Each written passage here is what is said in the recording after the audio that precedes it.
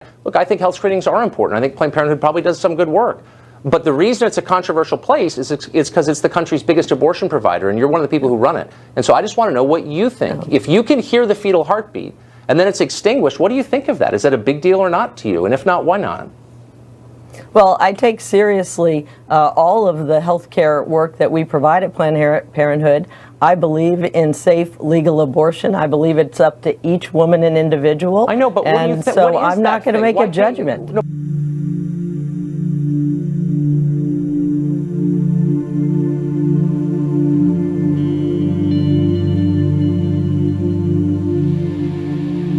It's not a matter of how I feel about it coming out intact, but I got to worry about my staff and people's feelings about it coming out looking like a baby.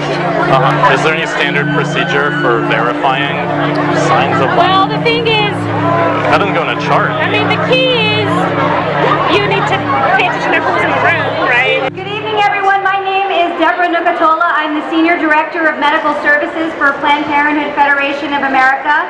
A lot of people want intact hearts these days because they're looking for specific nodes. AB nodes, SA. I was like, wow, I didn't even know. Good for them. And on behalf of all of us at Planned Parenthood Federation of America and our partners at Society of Family Planning, I'd like to welcome you to the North American Forum on Family Planning, as well as the George Tiller Memorial Networking Reception. Now, networking reception. Those of you who have seen me in the last hour have seen that I basically spend this reception running around introducing people to other people, and that's exactly why this meeting was created. Nice to meet you. I have an abortion. You want to name Wow. Which is We're supposed to introduce Robert Sarkis with Biomass Procurement Services. Oh, okay. We do tissue collection. Oh, sweet. Good to meet And they're you. looking for Arizona as an area where they might Right. be able to We're based out of the Los Angeles area, like Norwalk, Long Beach, that kind of area. Okay. So Devin mentioned you as well as the Planned Parenthood affiliate in Arizona, as well as good connections to make. Yeah, absolutely. Are you? It's been on my mind because I used to work at Planned Parenthood Los Angeles, and we used to have Novogenics, I think, is the one that comes in, to do it there. Yeah. So you have experience with providing material for religious purposes. Yeah. Due to some things going on at Planned Parenthood, I get a lot of referrals from Planned Parenthood. So I used to be medical director at Planned Parenthood Arizona. That's how I ended up in Arizona. Okay. Because I was with Planned Parenthood Los Angeles, and also I had an academic position at USC. That's how I know Deb Nucatola, because she trained me as a fellow. That's how I know Deb Nucatola, because she trained me. It's good to know that someone is kind of consistently going up to 20 to 24 weeks, because especially when someone wants neural tissue, they're wanting, they want fetal brain, they want both hemispheres, for whatever reason, like the sweet spot tends to be like 18 to 22 weeks. Okay. Well, I go up to 24 weeks. There is a practice that kind of preferentially gets the anomaly referrals. Right. No, we want healthy tissue. Okay. Healthy, normative.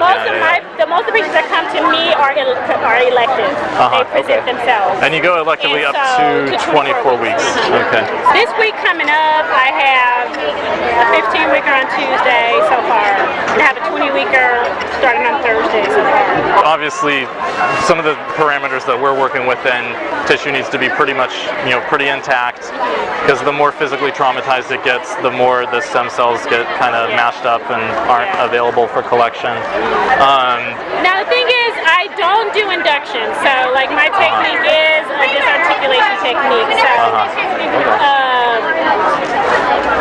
So there would have, we'd have to kind of talk about like exactly what it is that you're needing. Right.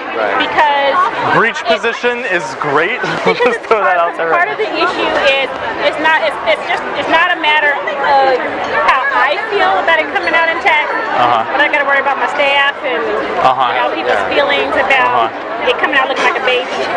It's not a matter of how I feel about it coming out intact, but I got to worry about my staff and people's feelings about it coming out looking like a baby. A lot of variables going on. So I don't.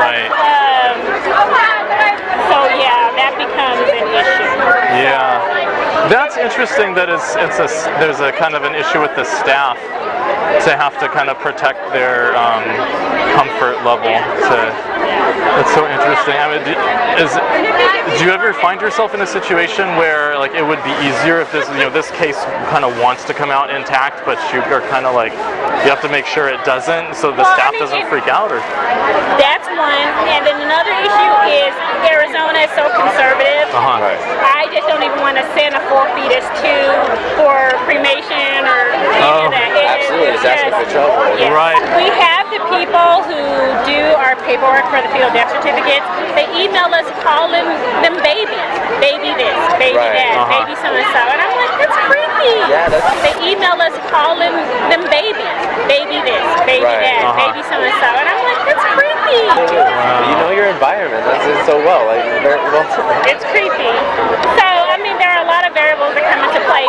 You know, sometimes too, just the patient, the way that they respond to the medication, things it just happens. Yeah, absolutely. So that happens.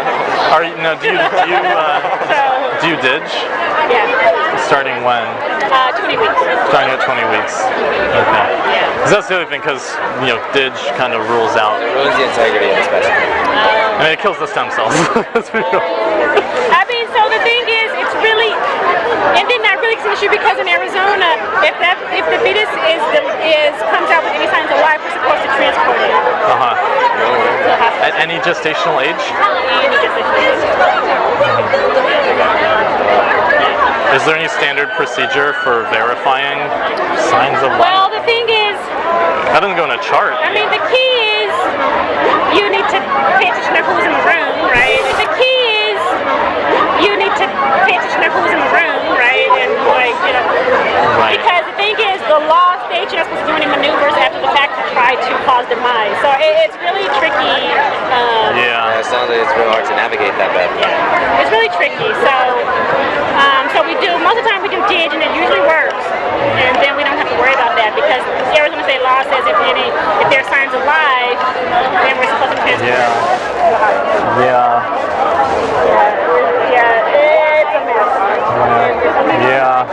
Research shows that dig doesn't make the procedure easier in someone who is well trained. But I have to tell you anecdotally, my biceps appreciate when the dig works. Really?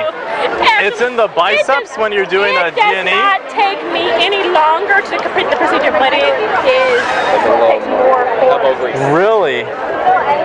What is it when you're doing a non-dig D&E? It takes a bit more. Yeah. Wow. So I remember when I was a fellow and I was trained, I was like, oh, I have to hit the gym for this. You have to go to the gym in order to do it. What age? When does it start? What gestation does it start getting really difficult? Like it is like a workout. 20 weeks.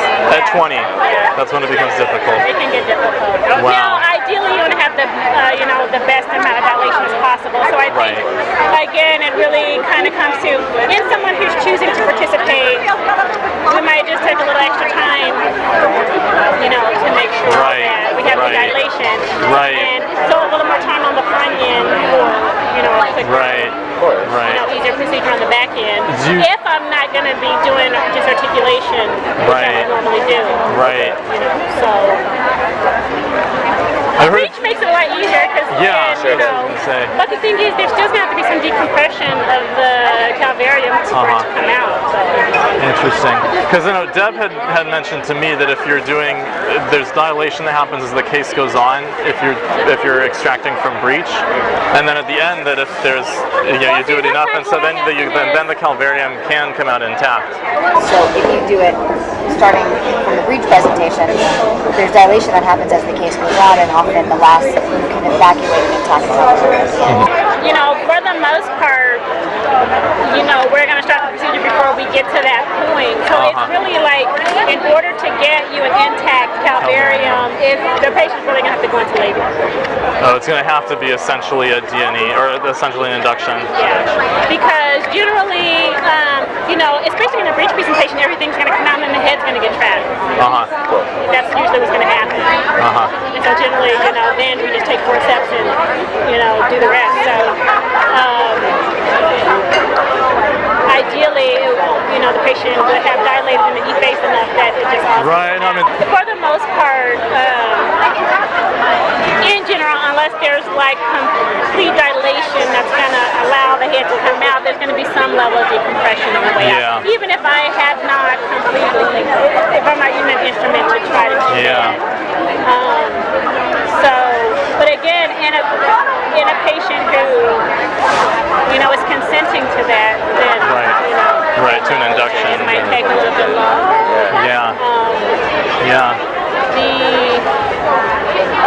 So I mean, I think it's worthwhile to explore. Yeah, definitely. Do you, I mean, and we return a portion of our researcher fees to the clinics and private practices that work with us.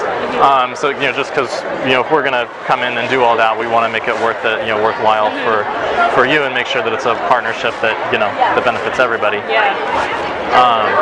So I mean, so that's all stuff to talk about, kind of how to put all the pieces together. But I mean, it sounds like I'm definitely interested. I feel pretty good. I mean, my market share of the abortion services it continues to increase. So interesting. It is very interesting to see how it all plays out. And you go luckily up to 24 weeks. Okay. It's not a matter of how I feel about it coming out intact, but I got to worry about my staff and you know, people's feelings about it coming out looking like a baby. I mean, the key is you need to pay attention to who's in the room, right? I basically spend this reception running around introducing people to other people, and that's exactly why this meeting was created.